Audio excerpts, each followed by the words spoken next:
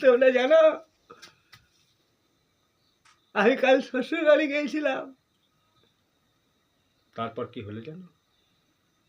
আমার বউ আগের দিন চলে গিয়েছিল, আমার বউয়ের জ্বর হয়েছিল।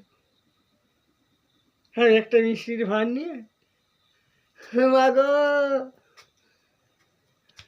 মা, ও ঠাচুরি মা, যখন আমি ঢুকলাম হাতুড়ি আমাকে আপ্যায়ন করে ঘরের ভেতরে বসতে দিল, থাকতে দিল।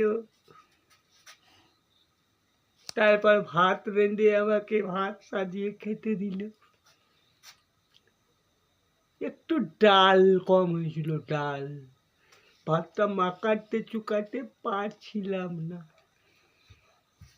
শাশুড়ি মা যখন ভাত এমনি করে বেড়ে দিচ্ছিল না, তখন এই